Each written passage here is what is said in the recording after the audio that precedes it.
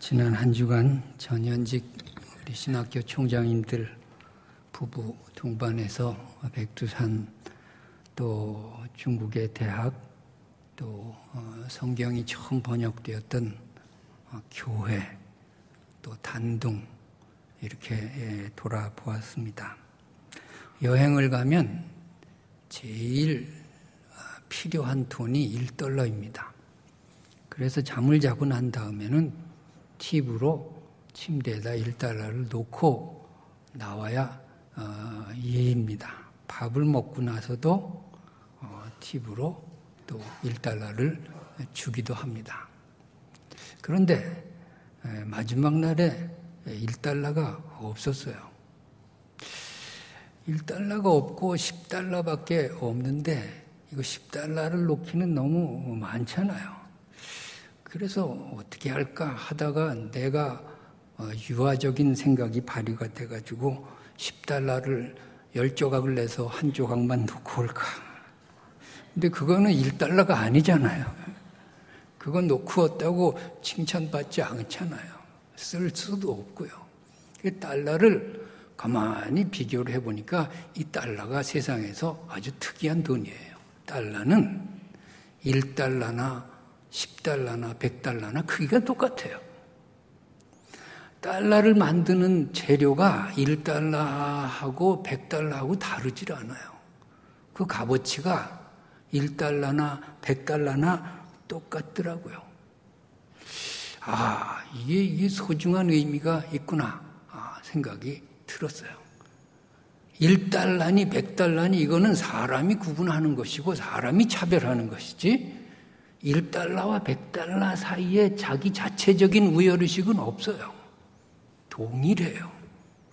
$100, $10도 소중하지만 $1도 소중하게 쓰임받는 것이 따로 있더라고요. 우열의식은 사람이 만든 거예요. 차별의식은 인간이 괜히 지어낸 발상이에요. $1와 $100 사이에 자체적인 차별은 없어요. 백두산을 가는데 코스가 4코스가 있어요. 동서남북으로 4코스가 있는데 보통 북파라고 하는 곳으로 갑니다. 북파는 차를 끌고 맨 꼭대기까지 올라가서 걷는데 시간이 안 걸려요. 근데 이번에는 서파라는 곳으로 갔어요. 서파는 차에서 내려서 1442계단을 올라가야 천지를 볼 수 있습니다. 처음에는 좀 힘이 들었는데 나름대로 아주 귀중한 교훈을 깨달았어요. 그 올라가는데 야생화가 만발해 있더라고요. 노란 꽃인데 그냥 야생화죠. 야생화인데 가까이 가서 사진을 찍으니까 얼마나 아름다운지 몰라요. 그 꽃 꺾어다가 시장에 팔면 돈도 안 돼요. 왜? 야생화라고 사람들이 값도 쳐주지 않는다고요. 그저 장미나 꺾어가지고 그렇게 해야 사람들이 비싼 돈 내고 사가겠죠. 그런데 이 노란 야생화는 전혀 주눅들지 않고 아주 자태를 뽐내면서 펴 있더라고요. 꽃과 꽃 사이에도 우열의식이 없어요, 사실은. 야생화, 그 야생화, 우리가 불러서 야생화지 무슨 이름이 있을 거예요. 장미는 귀하고 야생화는 귀하지 않습니까? 그런 것이 없어요. 각각 자기의 자리에서 무엇인가 의미를 가지고 살아가고 있더라고요. 괜히 장미나 이런 것에 대해서 귀하게 여기고 야생화 천하게 여기는 건 사람이 구별하는 거예요. 사람이 차별을 두는 것이지 꽃과 꽃 사이에 우열의식이 없어요. 각자 자기 할 몫을 잘 감당하면서 그냥 꿋꿋하게 자존심을 가지고 펴 있는 거예요. 예로부터 우리나라는 꽃을 좋아하는 민족이에요. 그래서 꽃에 대한 노래가 얼마나 많은지 몰라요. 우리가 동요 때 배우고 제일 많이 부른 노래가 뭐예요? 나의 살던 고향은 꽃 피는 산골, 복숭아꽃, 살구꽃, 아기 진달래, 울긋불긋 꽃대골, 차린 동네. 꽃대궐 속에서. 그러니까 우리 민족은 꽃을 차별하지 않았어요. 개나리, 진달래, 목련, 철쭉, 매화 이 모든 꽃들을 동등하게 사랑하고 같이 잔치를 벌인 민족이 우리 민족이에요. 얼마나 복음적인지 몰라요. 그 당시에 예수는 몰랐을지라도 예수 정신으로 살아간 민족이 우리 민족이에요. 그런데 어느 시대부터 벚꽃이 들어오더니 이게 제왕 노릇을 하는 거예요. 이건 일본이 심어준 꽃이에요. 일본이 심어준 사상이에요. 어느 꽃을 가지고 영으로 대접하고 그 꽃에 대해서만 박수를 보내고 그 잔치만 하고 다른 꽃은 다 죽이는 이건요 제국주의적인 사고예요. 이건 추방해야 될 일이에요. 벚꽃 잔치는 우리에게 맞지 않아요. 그건 성경적이지도 않아요. 우리는 꽃에 대해서 그냥 균등하게 다 같이 취급을 했어요. 꽃과 꽃 사이에 우열의식이 없어요. 괜히 사람이 차별하는 거예요. 우리는 각 나라, 내가 음악을 전공해서 각 나라 민요를 비교했더니 민요는 뭐냐 하면 이데올로기에 감염되지 않은 노래 덩어리들이에요. 종교적인 요소도 없어요. 민요는 그냥 순수한 민족의 노래예요. 민요와 민요 사이에 우열의식이 없어요. 그런데 우리는 어때요? 이태리 민요, 나폴리, 나폴리 가봐요. 빨래밖에 안 보여. 하도 가난한 동네라 그냥 빨래만 널어놓는 거예요. 지저분하기가 이럴 수가 없어요. 뭐 로렐라의 언덕이 좋다고 내가 독일 가서 처음 로렐라의 언덕 보고 싶어가지고 옛날부터 전해오는 뭐 쓸쓸하니 말이 그 노래에 젖어가지고선 또 하이네 시에 아주 참 갔더니요 남산만도 못해요. 거기다가 그냥 독일 사람들이 투박하게 하얀 페인트로 로렐라에 써놨는데 얼마나 못생겼나 몰라요. 그 로렐라의 가사가 별로 좋은 가사가 아닙니다. 그 하이네 씨가 이런 겁니다. 세상에서 가장 아리따운 처녀가 저 언덕 위에 황홀하게 앉아서 황금빛 머리를 빗으며 노래했네. 그 노래의 마력에 조각배의 사공이 걷잡을 수 없는 비탄에 사로잡혀 암초는 바라보지 않고 언덕 위에만 바라보다가 물결이 마침내 사공과 조각배를 삼켰다네. 이건요 인어 같은 어떤 귀신이 뱃사공을 홀려가지고 빠져 죽는 거예요. 이거 잔인한 민요예요. 예? 우리 민요는 적어도 죽는 건 없어요. 예?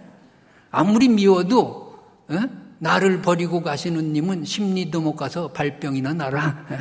거기서 끝나요. 그것도 미안해가지고 아리랑 3절 가사가 뭔지 알아요?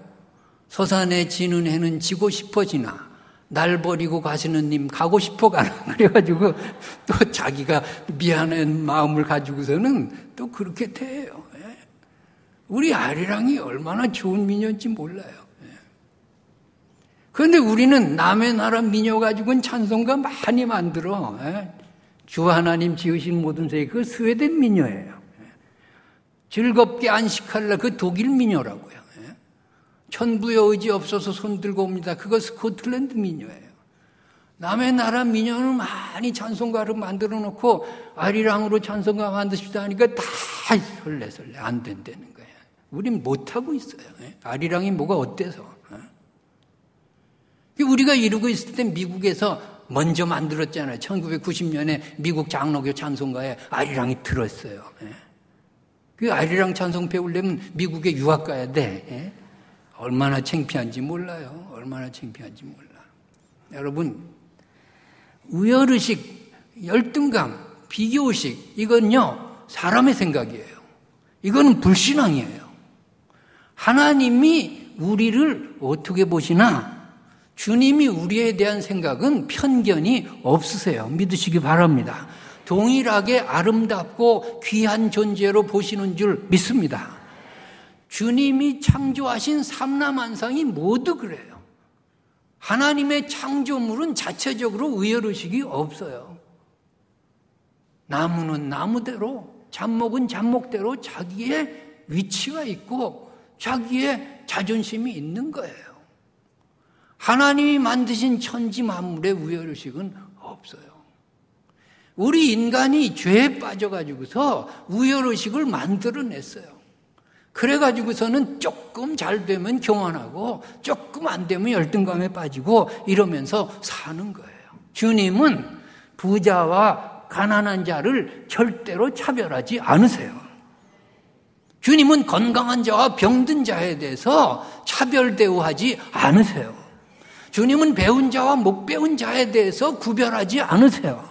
주님은 유명한 자와 무명한 자 별 볼 일 없어요. 다 똑같이 취급하세요. 어린이와 어른에 대해서 주님은 차별하지 않으세요. 남자와 여자에 대한 차별이 없으세요. 온전한 자와 장애우에 대한 차별이 주님은 없으세요.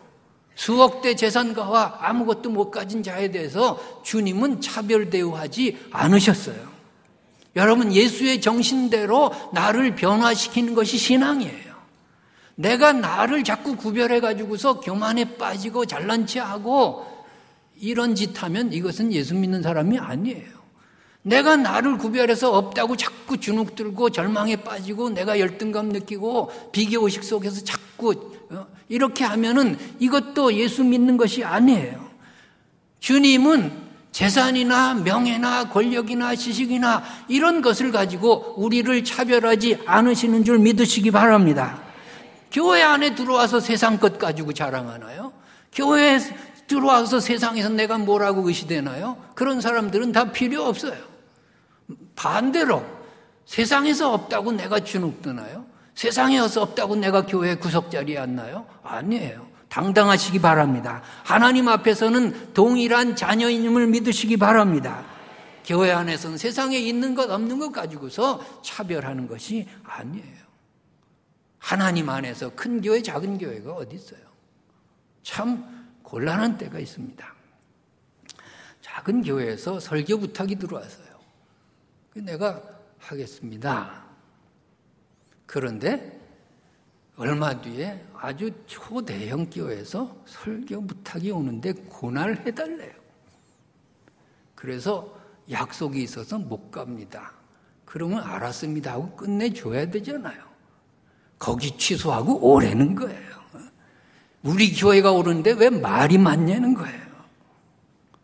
지금은 내가 자유롭습니다. 근데 총장으로 있을 때 참 곤란하더라고요. 총장은 눈치 보며 살아야 되잖아요. 어려운 거예요.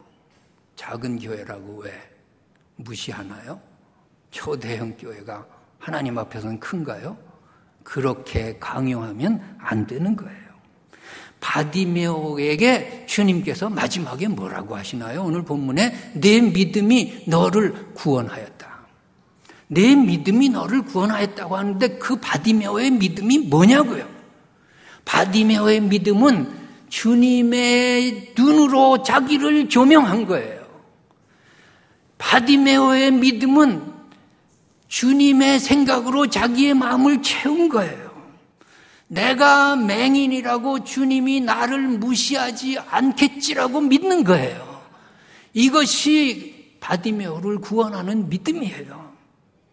내가 거지라고 주님은 나를 무시하지 않을 거라고 믿는 거예요. 이것이 진정한 주님이 원하시는 믿음이에요.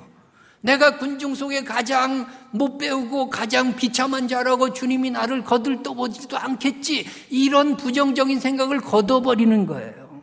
여러분, 이렇게 우리를 조명할 수 있겠습니까? 주님은 나를 차별 없이 대하는데 내가 내 시선으로 자꾸 나를 차별해요. 뭐가 없어서 주님이 나를 버리셨다. 뭐가 없어서 주님이 나를 기도도 안 들어주신다. 뭐 작은 주님 앞에 나는 자꾸 찬밥으로 왜? 뭐가 없으니까. 그것은 믿음이 아니에요.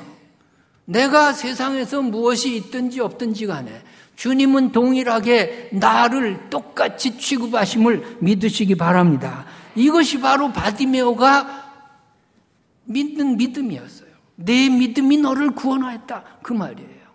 주님 말씀하시지 않아요. 한 데나리온의 비유가 뭔가요? 아침 일찍 와서 일한 사람도 한 데나리온, 저녁 늦게 와서 일한 사람도 한 데나리온. 왜요? 차별이 없으세요. 그런데 차별은 누가 만드나요? 아침에 일찍 온 사람들이 만들어내잖아요. 왜 내가 더 많이 일했는데 돈을 이거밖에 안 주냐 이거죠. 여러분, 더 많이 수고했다고 보상 심리가 발동하면 그 믿음은 끝장난 거예요.